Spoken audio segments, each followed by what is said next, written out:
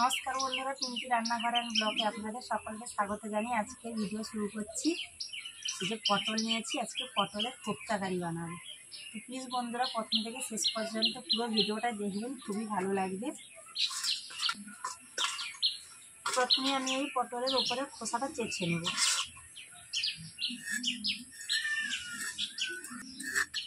তো এইভাবে পটলের চারপাশ উপরের খোসাটা এইভাবে চেঁচে নেব।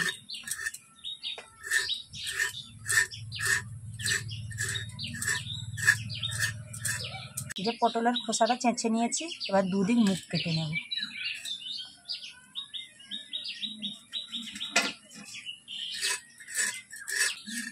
এইভাবে প্রত্যেকটা পটল খোসাগুলো চেঁচে নেব।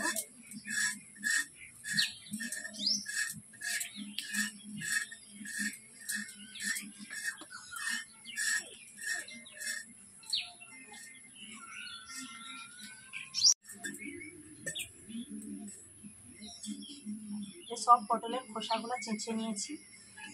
এবার এই যে গ্রেটার নিয়েছি, এটা গ্রেট করে নেব।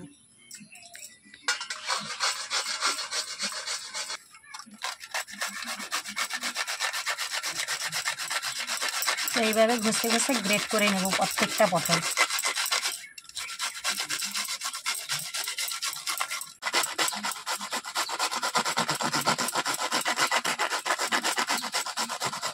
এই যে দেখুন পটলগুলো পুরো ঝিরঝির করে ছোট হয়ে গেছে।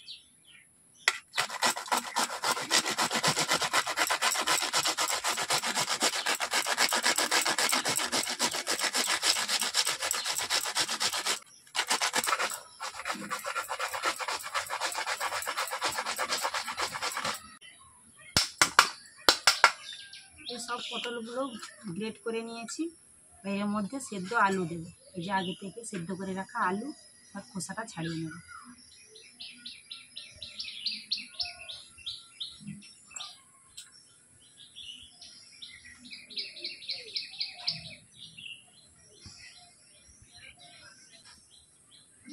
যে একটা আলু দিয়েছি, এবার পরপর মশলা দেব। স্বাদ মতো লবণ, লঙ্কা গুঁড়ো, হলুদ গুঁড়ো, অল্প একটু আদা রসুনের বাটা, কুচনো পেঁয়াজ, এবার দেবো বেসন।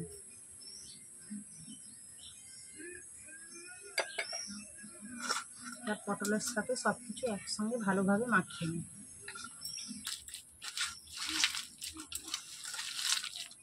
হাত দিয়ে বেশ ভালো করে চটকে নেব।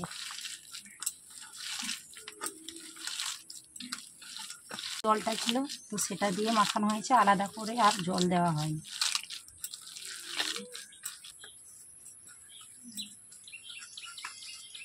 গ্রেট করে রাখা পটলের সাথে মশলা খুব ভালো করে মাখিয়ে নিয়েছি। এবার উনানটা ধরিয়ে কোপ্তা আকারে শেপ দিয়ে নেব।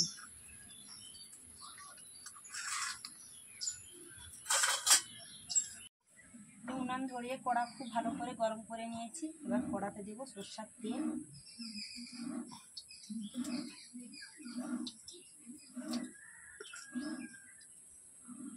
এবার কোপ্তার আকারে শেপ দিয়ে নেব।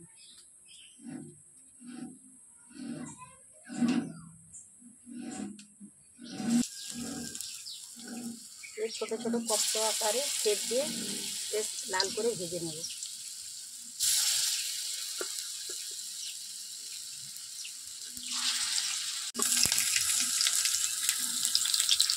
এবারে পটলের কোপ্তাগুলো উল্টে নেব। এই যে এক পিঠ লাল হয়ে ভাজা হয়ে গেছে, আর অপর পিঠটা উল্টে নিচ্ছি।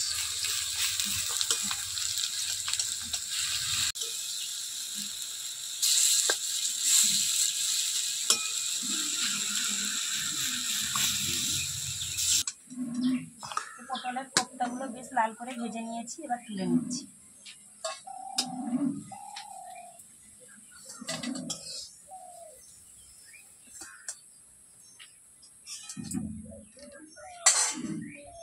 এইভাবে বাকিগুলো ভেজে নেব।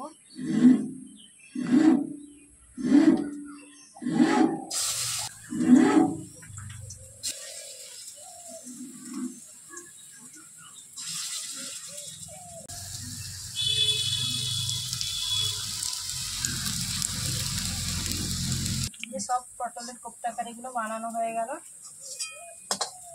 বাকিটাও ভাজা হয়ে গেছে, তুলে নিচ্ছি।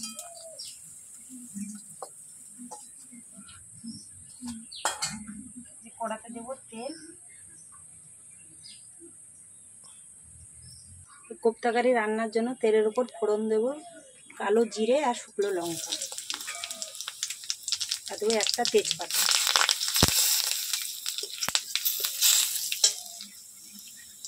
ফোড়নটা ভাজা হলে দিচ্ছি পেঁয়াজ কুচি।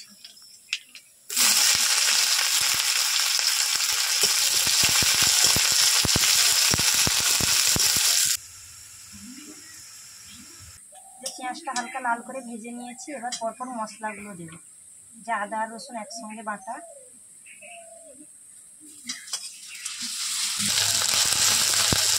যে আদা রসুনের কাঁচা গন্ধ চলে গেছে। এবার দেবো লঙ্কা গুঁড়ো, হলুদ গুঁড়ো, স্বাদ মতো লবণ,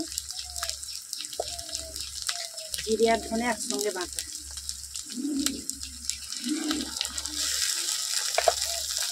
মশলাটা খুব ভালো করে কষিয়ে নেব।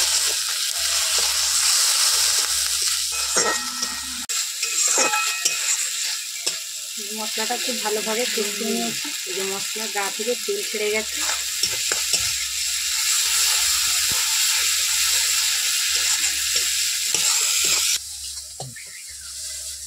পটলের কোপ্তা কারির জন্য মশলা খুব ভালোভাবে কষিয়ে নিয়েছি। এবার দেবো জল।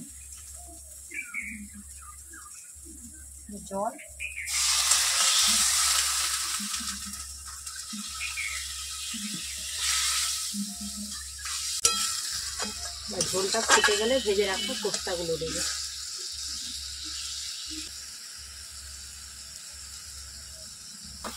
ঝোল খুব ভালোভাবে ফুটে গেছে। এবার ভেজে রাখা পটলের কোপ্তাগুলো দিই।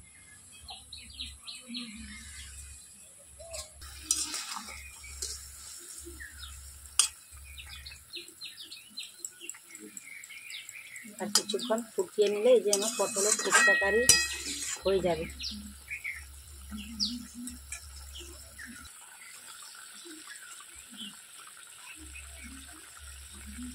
আমার পটলের কোপ্তা কারি রান্না হয়ে গেছে, এবার নামিয়ে নেব।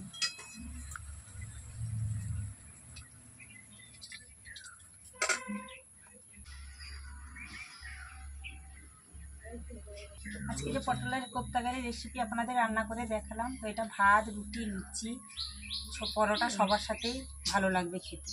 তো আজকের রেসিপিটা কেমন লাগলো অবশ্যই কমেন্ট করে জানাবেন। ভালো লাগলে লাইক কমেন্ট শেয়ার করে পাশে থাকবেন। দেখা হচ্ছে নতুন কোনো রান্না নিয়ে। সবাই খুব ভালো থাকবেন, সুস্থ থাকবেন, সাবধানে থাকবেন।